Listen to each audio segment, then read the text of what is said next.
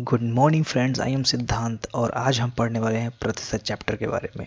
Time waste ना करते हुए डायरेक्ट हम क्वेश्चन पे आते हैं क्योंकि ये रिवीजन बैच है और यहाँ पे हमें सारे क्वेश्चन फटाफट करने हैं। ठीक है, तो हमारा फर्स्ट क्वेश्चन है, एक संख्या का 35% 91 है, संख्या क्या है। क्वेश्चन में बोल रहा है कि एक संख्या का 35% 91 है, 35% ही 91 है, संख्या क्या है। संख्या यानी कि 100% संख्या रही होगी तो संख्या जो हो जाएगी वो 100% होगी। और इसका सॉल्यूशन आप देख सकते हैं, 35% is equal 91, then 100% is equal this 260, यानी कि हमारा क्वेश्चन ऑप्शन नंबर बी हमारा सही यहाँ पे। नेक्स्ट क्वेश्चन हमारा है, अयस्क में 25% शीशा है। कोई अयस्क है, अयस्क आपको पता होता है उसमें 2 या 3 चीज़ें रह सकती हैं या उससे भी ज़्यादा हो सकती हैं। तो अयस्क में 25% शीशा है, यानी कोई अयस्क में 25% शीशा है, यानी कि जो रिमेनिंग 75% है वो कोई दूसरी चीज़ है। ठीक है, तो यहाँ पे बोल रहा है कि 25% शीशा है और 80 kg शीशा पाने के लिए कितने किलोग्राम अयस्क की ज़रूरत पड़ेगी। यानी कि 25% यहाँ पे 80 kg है, यानी कि 25% को हमें 80 kg बनाना है। ठीक है, तो यहाँ पे बोल रहा है कि कितने अयस्क की ज़रूरत पड़ेगी, यानी कि अयस्क तो 100% था, यानी कि 25% की वैल्यू 80 kg है, तो टोटल अयस्क 100% होता है, तो 25% की वैल्यू 80 kg है, तो टोटल अयस्क की वैल्यू हो जाएगी 100%। ठीक है, यहाँ पे मैंने अयस्क को 2 पार्ट में ब्रेक किया है, 25% की वैल्यू दे रखी है और 100% की वैल्यू हमें फाइंड करनी है। ओके, हमारा नेक्स्ट क्वेश्चन है, एक चुनाव में 2 प्रत्याशियों में से एक को 40% वोट मिले। दो प्रत्याशी हैं एक चुनाव में, जिसमें से एक को 40% वोट मिल रहा है और वह 100 मतों से हारता है। मतों की कुल संख्या क्या है। एक चुनाव में 2 प्रत्याशी हैं, ऑब्वियस सी बात है कि 2 प्रत्याशी होंगे। ठीक है, अगर उन दोनों को 50-50% वोट मिलता तो वो दोनों बराबर वोट पाते, लेकिन बोल रहा है कि एक को 40% मिला है। अब आप ही बताओ कि अगर एक को 40% मिला है तो दूसरे वाले को ज़्यादा मिला होगा। ठीक है, तो यहाँ पे टोटल अगर 100% है और दोनों 50-50 पाते तो कोई प्रभाव ही नहीं पड़ता, नो इफेक्ट होता। लेकिन 100 में एक को बोल रहा है कि 50 की जगह पे एक को 40 मिल रहा है, 50-50 मिलता तो बराबर होता, लेकिन 50 की जगह पे एक को 40 मिल रहा है। तो यहाँ पे जब इसका 10 घट रहा है तो ये जो 10 घट रहा है वो इसमें जाके ऐड हो जाएगा और ये 50 ना होकर 60 हो जाएगा। ठीक है, यानी कि अब हमारा 50 जो है वो 40 है और ये 50 हमारा 60 है। ठीक है, अब यहाँ पे बोल रहा है और वह 100 मतों से हारता है। ठीक है, यानी कि जो हार रहा है, यानी कि जो कम है जिसकी वैल्यू, यानी कि 40 60 से 100 मतों से हारता है। अच्छा, यहाँ पे कितने मत कम है, यहाँ पे 20 मत कम है, यानी कि 20 की वैल्यू हुई 100% है। तो टोटल वैल्यू हमसे पूछ रहा है कि टोटल मत कितने पड़े, तो टोटल मत 100% हो जाएगा। तो 100% की वैल्यू कितनी है हमें फाइंड करनी है, ये हमारा 500 हो जाएगा, यानी कि ऑप्शन में ऑप्शन नंबर ए हमारे यहाँ पे सही हो जाएगा। ये बोलता है कि जो प्रत्याशी जीता है उसको कितने मत मिले हैं। तो जो प्रत्याशी जीता है यानी कि 60 जीता है, तो 60 को हम यहाँ पे फाइंड करते हैं। ठीक है, जो हारा है वो 20 है, जो जीता है वो 60 है और दोनों को मिला के 100%। ओके, नेक्स्ट क्वेश्चन हमारा, चीनी के मूल्य में 25% की वृद्धि होने से कोई व्यक्ति उस पर आने वाले खर्च को कितने % से बढ़ा या घटा दे कि उसकी खपत 20% से बढ़ जाए। क्वेश्चन थोड़ा लॉजिकल लग रहा है। ठीक है, कभी कभी क्वेश्चन में देता है चीनी के मूल्य में 25% की वृद्धि होने से कोई व्यक्ति उस पर आने वाले खर्च को कितने % घटा दे ताकि उसकी खपत में वृद्धि बिल्कुल ना हो। तो वैसा वाला नहीं है, यहाँ पे ध्यान देना है कि 25% की वृद्धि होने से उसकी खपत में कंडीशन दे रखा है कि 20% की वृद्धि हो। ठीक है, खपत में सिर्फ 20% की वृद्धि हो, कंडीशन यहाँ पे लगा दिया है। ठीक है, तो ऐसे क्वेश्चन को करने के लिए हमें सबसे इजी जो मेथड है उसमें हम देखेंगे कि 25% को हम फ्रैक्शन फॉर्म में चेंज कर लेंगे। ठीक है, 25% जो है उसको हम फ्रैक्शन फॉर्म में चेंज करेंगे तो आपको पता है कि 25% की वैल्यू होती है 1/4। अच्छा, 1/4 में ये दोनों डेटा कौन कौन से हैं, यानी कि जो नीचे नीचे डिनोमिनेटर में होता है वो 4। ठीक है, जो डिनोमिनेटर होता है वो टोटल वैल्यू होती है।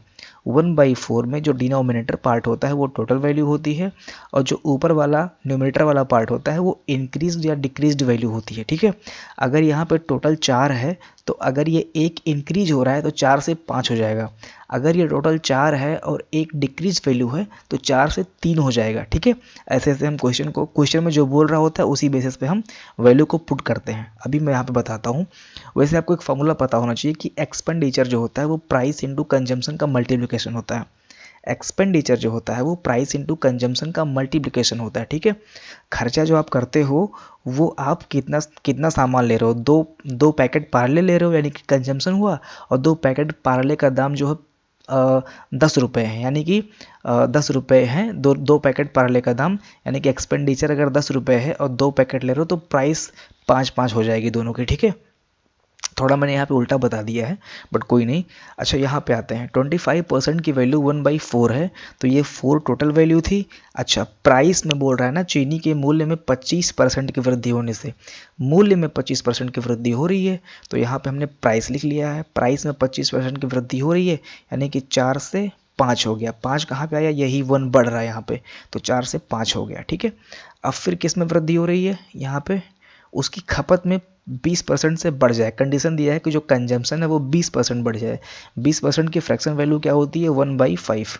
20% की फ्रैक्शन वैल्यू होती है 1/5, मैंने बताया था 5 टोटल वैल्यू होती है, और जो ऊपर वाला होता है वो बढ़ता है या घटता है, ठीक है। तो यहाँ पे परसेंट बढ़ जाए, ठीक है, यानी कि एक हम बढ़ा देंगे, 5 से 6 कर देंगे, तो हमने यहाँ पे 5 से 6 कर दिया है, ठीक है।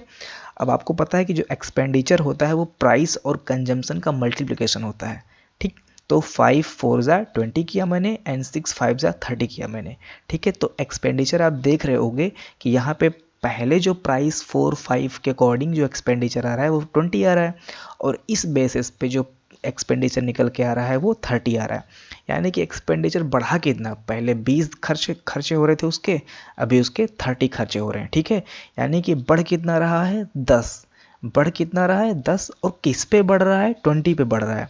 अच्छा जो जिस पे बढ़ता है, ठीक है, उस वैल्यू को हम नीचे लिखते हैं, जिस रेट पे कोई चीज़ बढ़ती है उस वैल्यू को हम नीचे रखते हैं, ठीक है, और जितना बढ़ता है उतना हम ऊपर रखते हैं।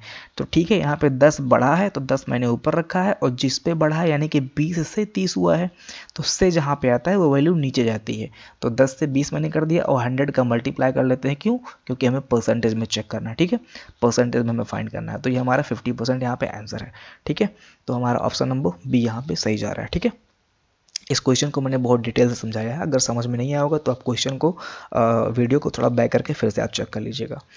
हमारा नेक्स्ट क्वेश्चन है, ₹100 की एक वस्तु की कीमत पहले 10% बढ़ा दी जाती है, तत्पश्चात 10% और बढ़ा दी जाती है, तब कुल वृद्धि कितने रुपयों में हुई है। यहाँ पे ध्यान देने वाली बात यह है कि हमें रुपयों में वृद्धि पूछ रहा है, ठीक है, परसेंटेज में भी पूछ सकता था, यहाँ पे रुपए में पूछ रहा है। बट इससे कोई दिक्कत ज़्यादा, इससे कोई प्रभाव पड़ने वाला नहीं है क्वेश्चन पे।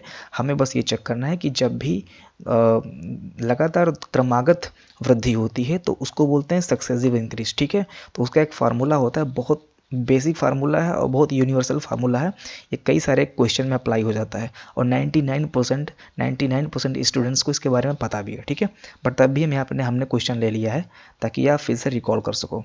तो यहाँ पे जो फार्मूला निकल के आ रहा है सक्सेसिव इंक्रीज का, वो x + y + xy अपॉन 100 है, ठीक है।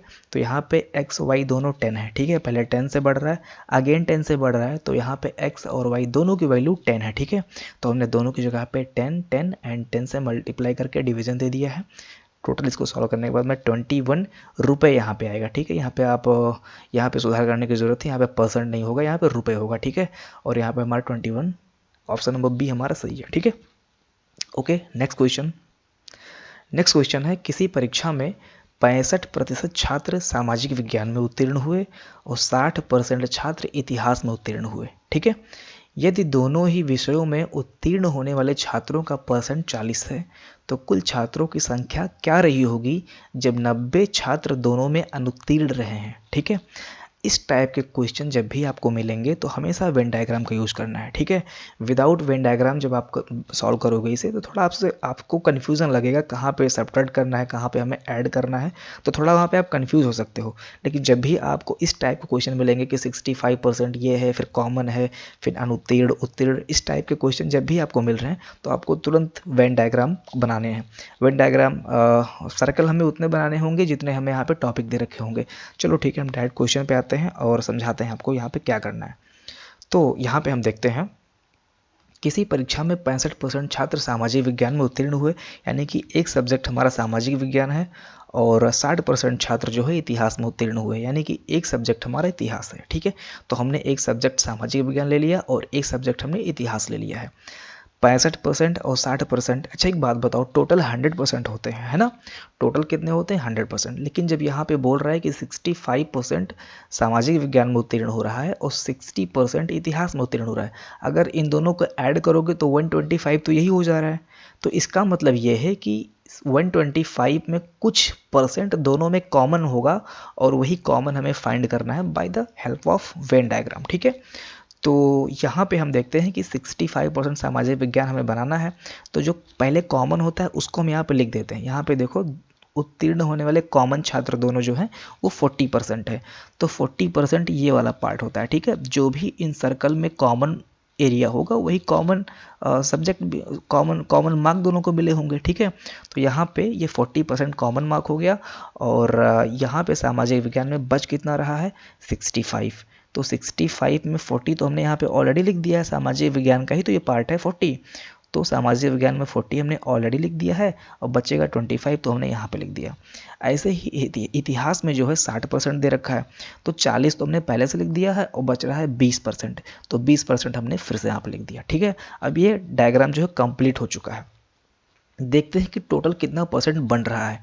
तो यहाँ पे हमने इन तीनों को ऐड किया तो हमें मिल रहा है कि 20, 20, 40 एंड 40, 80 एंड 85 हो रहा है टोटल। ठीक है, यानी कि यहाँ पे जो डेटा दे रखा है वो 85% का डेटा दे रखा है, 15% बच रहे हैं। अब ये 15% कौन होंगे? ये 15% वही होंगे जो एक्चुअल में अनुत्तीर्ण हुए हैं, जो फेल हो गए हैं। ठीक है, क्योंकि हमने टोटल वैल्यू मान रखी है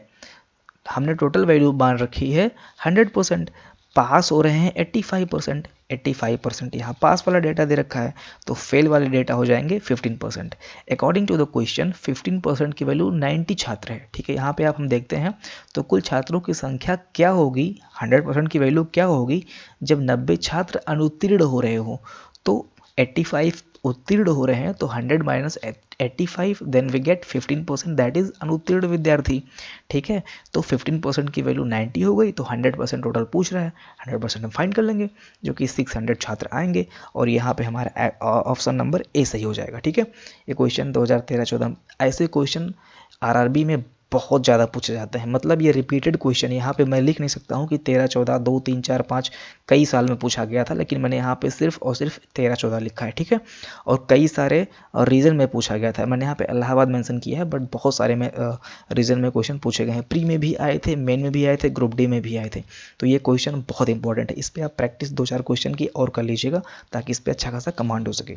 चलिए ठीक है, हम नेक्स्ट क्वेश्चन पे आते हैं। हाँ, वीडियो यहाँ पे समअप हो रहा है और यहाँ पे बाय बाय क्वेश्चन मैंने एक लिया हुआ है। अगर आप लोगों को ये क्वेश्चन आ रहा हो तो आप कमेंट सेक्शन में ज़रूर लिखिए। क्वेश्चन हमारा है, प्रतिवर्ष हाथी महोत्सव कहाँ मनाया जाता है? ठीक है, प्रतिवर्ष हाथी महोत्सव कहाँ मनाया जाता है, ये क्वेश्चन अगर आपको आता है तो आप कमेंट सेक्शन में इसे जरूर लिखिए। फर्स्ट ऑप्शन है जयपुर, श्रीगंगानगर, जोधपुर, अजमेर। ठीक है, तो वीडियो को यहाँ पे समअप करते हैं एंड अगर आपने वीडियो को भी अगर आपने चैनल को सब्सक्राइब नहीं किया है तो सब्सक्राइब कर लीजिए और घंटे की बेल आइकन को ज़रूर दबा देना। चलिए ठीक है, take care, bye bye, thank you.